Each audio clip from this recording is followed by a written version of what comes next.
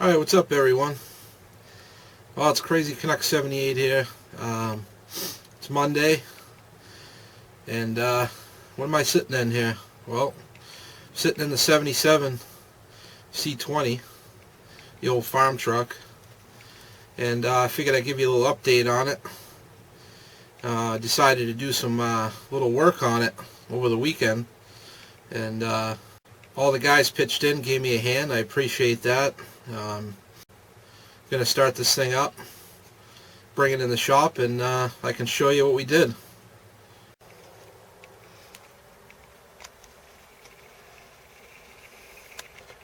Custom Deluxe.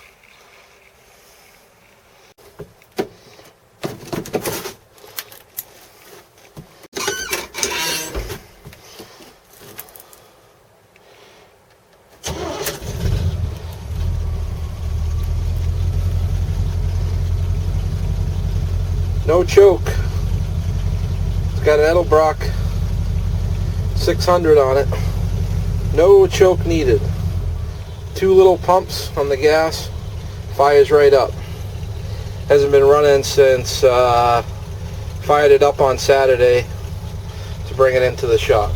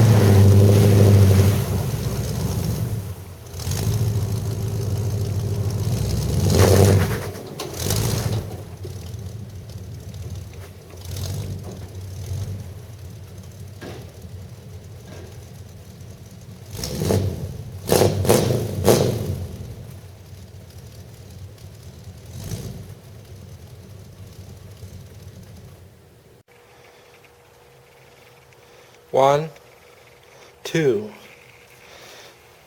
Well, did you see when I was pulling in? Did you see the other tire catch up? Well, that's because it's now got the posi rear end in it. Yep. Well, as most of you already know about the 83 Suburban that I bought, I got the big block, the Turbo 400, and the bonus was it had a 14 bolt lock posi in it, same gear ratio, 373s. Well, as you can see, there hasn't been much progress with the big block rebuild, and that's due to low funds. So I figured might as well do the stuff that doesn't really require any money, and I went ahead and slapped in the posi. Here's the one that came out of it. It's a regular 14 bolt, one wheel, 373 gears, and I'm going to try to sell that. If not, it's a big piece of #1 steel to scrap. If anyone's interested in that, let me know, but probably everyone's too far away, and I don't think I'll be shipping that anywhere. But interesting note, when we got the rear end out, we rolled that one in, and it was sitting right next to this one. And my buddy says, man, it doesn't look the same. Something looks different. Well, that's because we measured the drums, and this one from the Suburban, actually, the drums are actually 2 inches bigger than the one that came out of it. It's got massive brakes on it, so that was kind of interesting, kind of cool anyway. And as you can see, I still got to paint the wheels black, But I got the tall 16s on there from the Suburban also.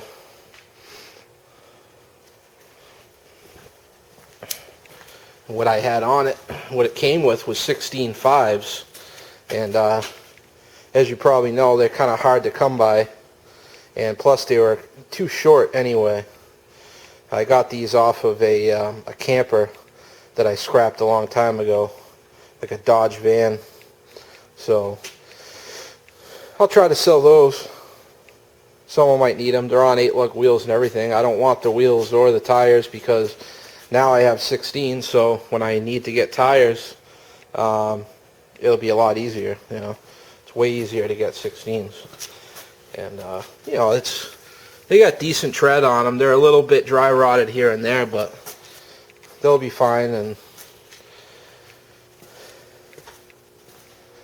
they'll be fine for a little while.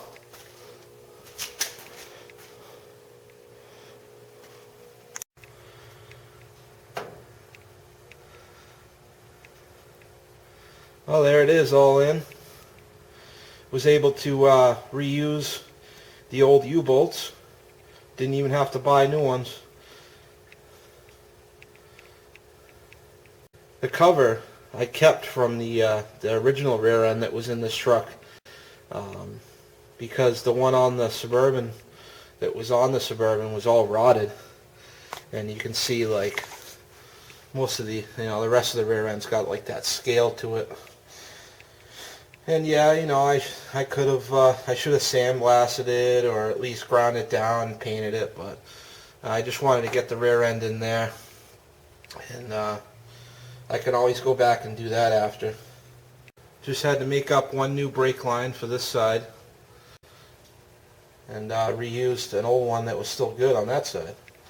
So it wasn't too bad. Just had to, most of the time was just heating up the, the nuts on the U-bolts and getting those off, but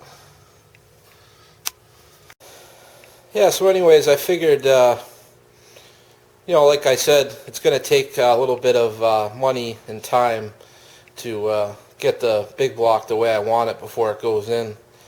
So I'm not going to try to rush too much on that.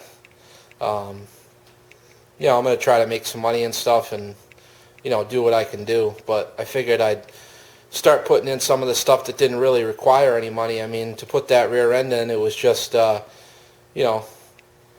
of us down here, drinking beers. We threw it in. Wasn't too bad. It was a good time, just a fluid and gasket. That's all I had to buy. So that wasn't too bad. Now, before the thing being only one wheel, even if I had to, if I have to drive it sometime soon in the winter, it just wasn't very good in the snow or anything. So now at least it's posi, and that's all set. I figured instead of going from, doing the project from the engine back, I figured I'd start from the other end of the truck, and I might even go ahead and put the automatic in it. Get the Turbo 400 all in there with the cross member and everything, and hook it right up to the 350. The 350 runs perfect, as you can see. Still tap key. Rear main seal leaks, but I'll be in there at the same time once I have the tranny out, so I could do that.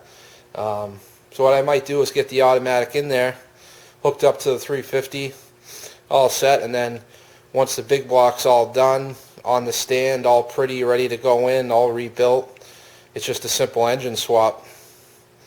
So that way I'm not doing a complete drivetrain at once. So I thought it wasn't a bad idea. The old granny 4-speed. It's fun sometimes, but when you're using it every day and you're in traffic and you're towing with it, it becomes a pain in the ass. The clutch catches really high. Probably needs a new clutch. So that's why I just want to get the nice Turbo 400 in there. It's got the nice towing, shift kit in it and everything. I'll just probably just put just some kind of shifter right out of the floor there for now. I did save the column and stuff from the Suburban, so I could switch the whole column and have the shifter up there, but we'll see what happens.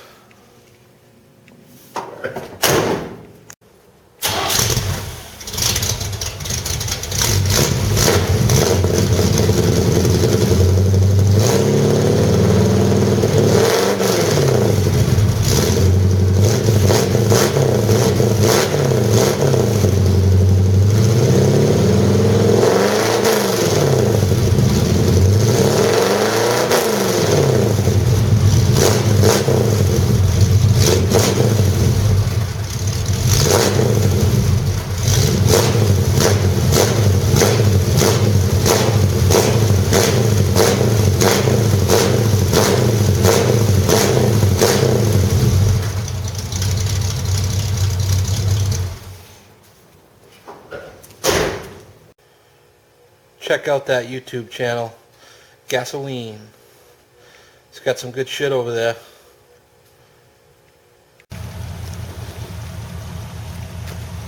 Alright, quick coat of black paint on the rims, and it's looking like it should.